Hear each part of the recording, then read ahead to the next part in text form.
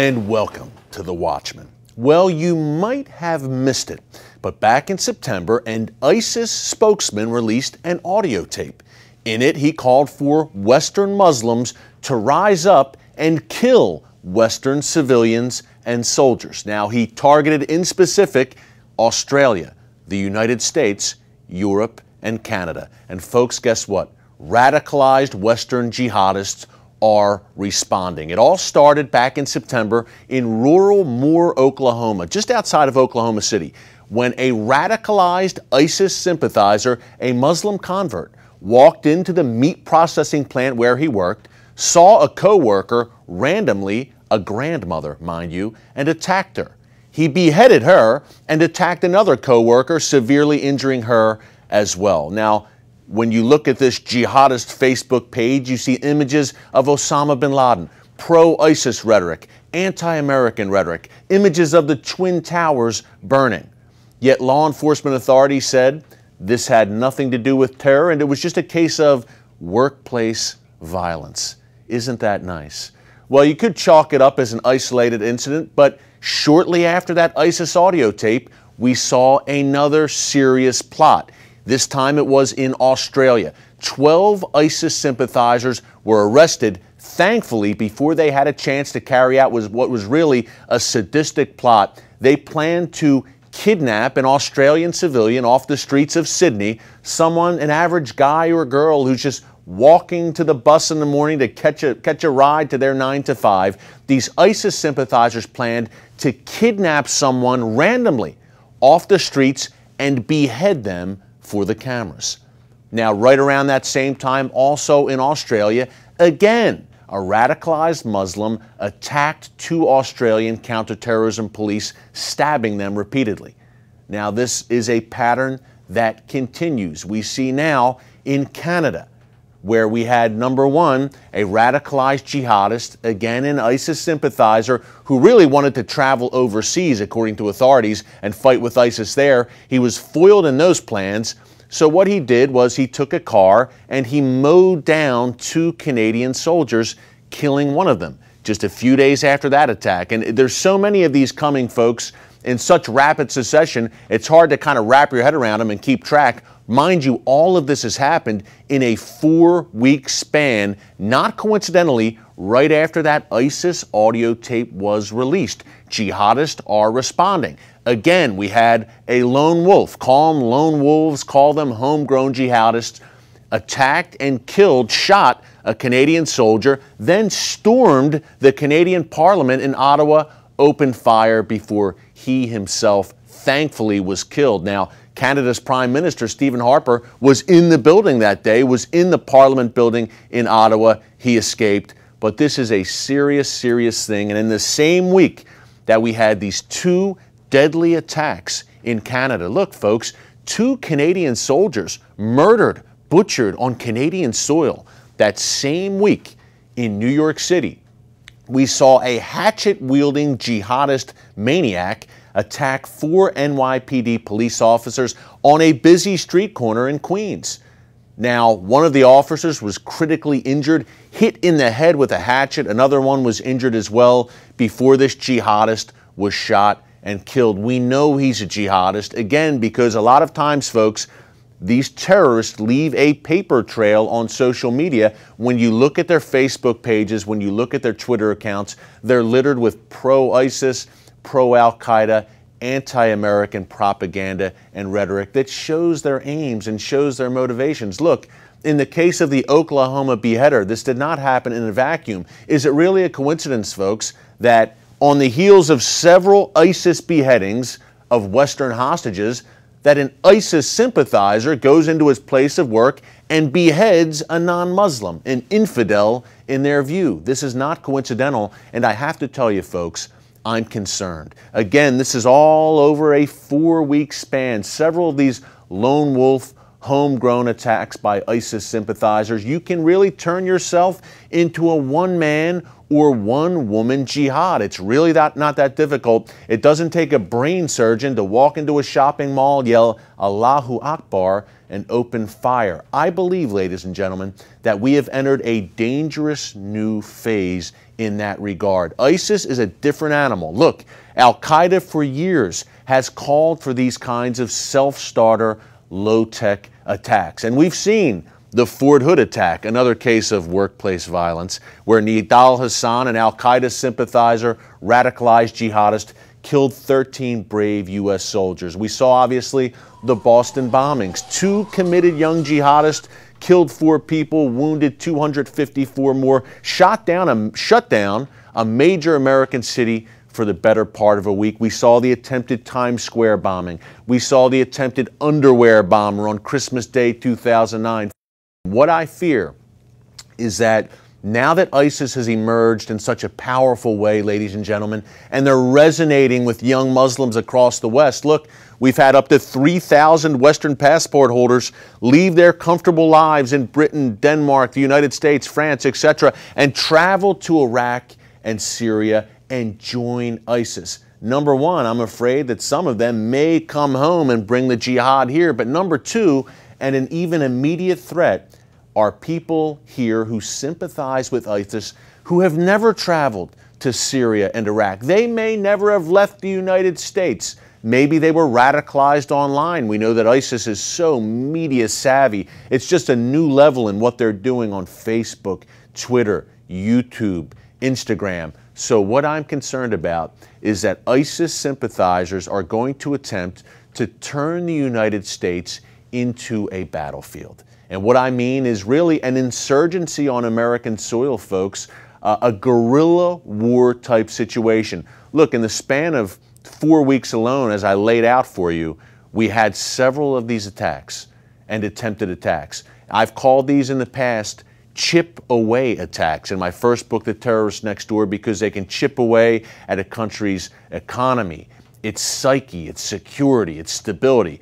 And what we're seeing is the proliferation of these chip away attacks now on Western soil. It is a serious concern because a lot of times you never see it coming. It's something to keep an eye on. Look for these chip away lone wolf attacks, I fear, to increase until we recognize the enemy, we identify the enemy, and the ideology that drives the enemy. Well, shifting gears a bit, the recent Hamas-Israel war sparked a wave of anti-Semitism across the West. But CBN News recently spoke to one British Muslim who became a Zionist, pro-Israel, just by checking the facts. My CBN News colleague John Wagi has that story. Qasim Hafiz is a Pakistani Muslim born, raised, and living in the UK. As I was brought up around a lot of anti-Israel feeling, and especially for my dad, very blatant and direct Israel hatred and anti-Semitism. As a university student, Hafiz campaigned against the Jewish state. He attended marches, handed out leaflets, and called for boycotts of Israel. He said he was even willing to die to free Palestine and rid the world of Israel.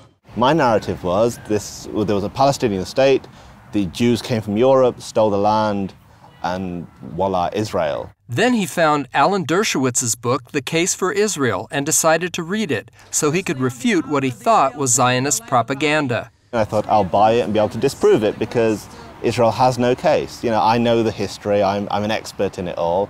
So I start reading this book. And the most basic of facts about Israel and the Jewish people, I had no clue about. I mean, one of the most basic ones I came across was a Palestinian state has never existed. And that was just the beginning. 2 years later, he visited Israel. When you go to passport control and they say, what is the purpose of your visit? Just say you're here for a holiday. Don't say, well, I used to be anti-Semitic and anti-Israel. Now I'm not quite sure, so I thought I'd come and see what it's like. After 8 hours in airport security, Hafiz was allowed into Israel. It highlighted Israel's unique security situation.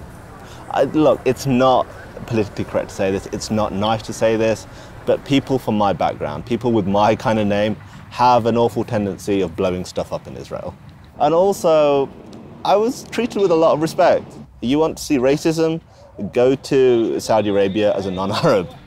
When Hafiz arrived in Jerusalem, he saw different ethnic and religious groups mixing in the city. Be it Muslims, be it people from African heritage, be it Europeans, be it people from the Middle East. It's just such a crazy mix of people. And then you see the signs in English and Hebrew and Arabic, and it straight away blows away that idea of apartheid and racism. Hafiz says Muslims refuse to accept Israel's existence in the middle of the Arab world. Then there are conspiracy theories and the pack mentality. I mean, it's that kind of ingrained that there's this global conspiracy by the Jews to destroy Islam and take over the world, and it's really sad, but this whole anti-Israel cause has become very popular. It's seen as the cool cause almost, and nobody wants to kind of break off from the kind of pack and be seen as an outsider. I mean, for me, it was very difficult to go, okay, look, I was wrong. And I think that's a huge part of it. To have a revelation about the Jews and Israel, Hafiz says the Muslims must embrace reality. To actually step back and just look at the world, just think what you actually stand for. Is this irrational hatred over a group of myths that you've been told really worth it? And you've got to ask, do you really want peace? One of the most frustrating things for me is within the Muslim community, we have a double standard. We judge Israel and America by one standard, which we refuse to apply to ourselves. Hafiz says his aha moment came at the Western Wall in Jerusalem. I feel I'm very blessed to be where I am because it has changed my life for the better. You know, it's beautiful to wake up without this hatred, without this anger. Is it God? I don't know. Maybe. John Waggy, CBN News, Jerusalem. Coming up, it's a tiny country with a big influence on America's Middle East policy. Find out more after the break.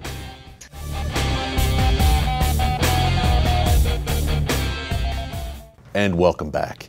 Well, as part of its coalition to fight ISIS, the Obama administration has enlisted the help of some Arab nations. One of those nations is a very shady ally, to say the least. Qatar is Hamas's main supporter and financier and has been accused of funding terror groups in Syria. The Qataris deny it, but the evidence says otherwise. Take a look. $11 billion in advanced American weaponry, Apache helicopters, Patriot missile batteries, anti-tank missiles, all for a tiny Muslim nation in the Persian Gulf that you can barely find on a map. Qatar may not be a household name for most Americans, but as this summer's huge arms deal shows, the Qataris are among the Obama administration's closest allies in the Middle East. Yet Qatar has come under heavy criticism from neighboring countries like Saudi Arabia and the United Arab Emirates. They and Egypt have cut relations with the tiny kingdom because it supports the Muslim Brotherhood. One Israeli official even called Qatar the world's largest funder of terror, thanks to its close alliance with Hamas. Qatar supports Hamas in three ways. One is financially. It's given Hamas hundreds of millions of dollars. Two is politically.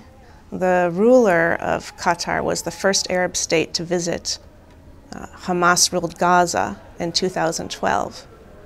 And the third way it supports Hamas, we can say physically, Qatar is host and home to Hamas's political leadership. Speaking to the UN General Assembly, Qatar's emir urged world governments to shun Israeli officials, accusing Israel of war crimes during its recent operation against Hamas in Gaza. Qatar has pledged over the last decade or so over $500 million to Hamas governments, Hamas infrastructure projects, and Hamas loyalists in the Gaza Strip. David Weinberg is a Mideast analyst for the Foundation for Defense of Democracies. He told CBN News that Qatar's cozy relationship with Hamas is starting to get attention.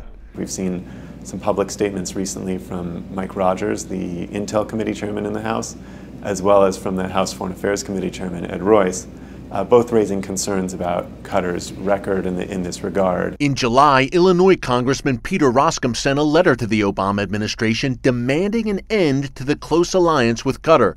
Roscom wrote, "It's an indisputable fact that Qatar has become the chief sponsor of Hamas, an internationally recognized terrorist organization committed to the destruction of Israel. The Obama administration must explain its working partnership with a country that so brazenly funds terrorism right before our eyes." During Israel's recent war with Hamas, Secretary of State John Kerry drew heavy criticism for promoting Qatar as an honest broker that could help negotiate a ceasefire, despite its open support for Hamas. Here was Qatar's chance to shine on the international stage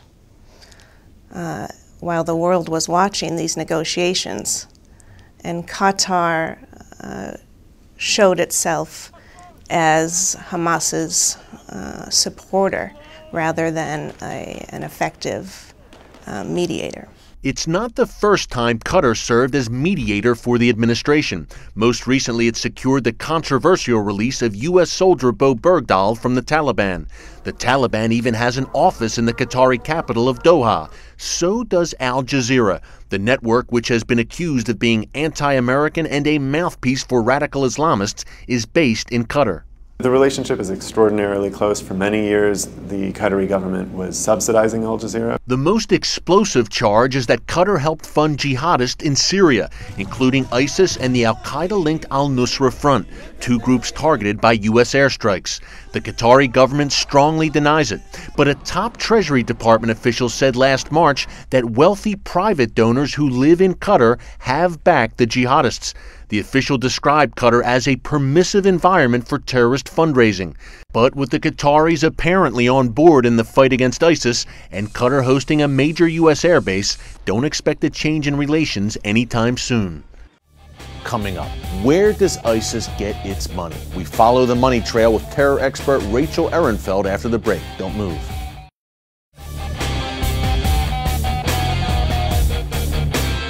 And welcome back. Well, they've been called the richest terrorist group in the world. So how does ISIS get its money? We're joined now to discuss it by terror expert Rachel Ehrenfeld. She's the founder and CEO of the American Center for Democracy and author of a great book called Funding Evil: How Terrorism is Financed and How to Stop It. Rachel, great to have you with us. Thanks for having me. Well, look, we hear you are the best, Rachel, in my view. Funding Evil is a seminal work when it comes to terror financing, following the money trail. No one is better than you. So we're hearing that ISIS makes, some people say 2 million, some people say 3 million a day, just on this illicit oil trade. What are your thoughts on that? Is this oil trade a main source of revenue for ISIS? No. The oil trade, and I've written about it too, you can read it on ACD's website, American Center for Democracy's website. There is no way that, considering what is happening with the oil, there is not the pipeline is not, there is nothing going there. The refineries are not working, so they have some mom and pops refineries. There is no way that they are selling $1 million worth of oil. Wow. Any way you look at it, because we know that they are selling it, whatever oil they have, they are selling it for about half price. So considering the price of oil, if they sell it for half price, so it's already less than $1 million. And this is what the Treasury Department announced last week. They are not making $1 million of this. Rachel, that's very interesting. You're actually the first person I've heard to say that, because people are really, no pun intended, blowing up this ISIS oil trade. That's very interesting. So I suggest you go and you look at the article, because it would be probably interesting to your readers as well. Yes, absolutely. American Center for Democracy. Now, Rachel, is ISIS, considering, okay, maybe they're not making that much in oil on a daily basis, are they still the world's richest jihadist organization? No, well, no. Iran is the richest jihadist terrorist organization. Mm-hmm. Iran and its affiliates and the Hezbollah, because Iran is a terrorist organization. It's a terrorist state, absolutely. Absolutely. Yeah. And they are the richest, and ISIS is not the richest. And the stories about we are being told that the Saudis and the Gulf and others are not funding it, not true. And the problem is not so much that the ISIS is now, well, they go to places, they conquer a place, they go over and they take every money that they seize.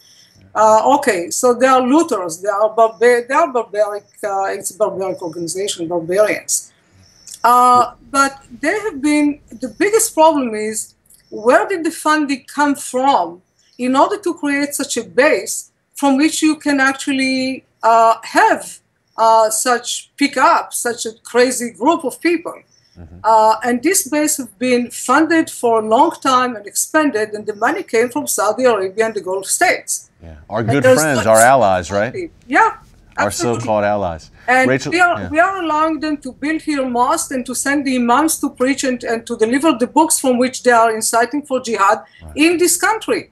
Yet you cannot build a church or a synagogue in Saudi Arabia. Rachel, we have about 45 seconds left. It goes too fast. But let me ask you, look, we have this ISIS threat. We have these homegrown ISIS sympathizers carrying out attacks. Tell us why Iran is still the #1 threat. Let's not take our ball off this Iranian regime, their nuclear program. How is Iran not only a threat to Israel, but a threat to America? Iran is preparing to make their nuclear weapons, and this administration is allowing them to do it. Yeah. Is actually begging them to allow them to do it. And this is very dangerous, because when you take jihadists and you give them nuclear weapons, it's not a nice picture. Not there, and not in the Middle East, and nowhere else. In America as well. And America is the great Satan in that Iranian ideology. Israel is the little Satan. Yep. Rachel Ehrenfeld, enlightening as always. Thank you so much. Everyone check out, you see the website on your screen, the American Center for Democracy, also funding evil. It is a seminal work in the finding the money trail, uncovering the money trail of jihad. Rachel Ehrenfeld, thank you so much. Thank you.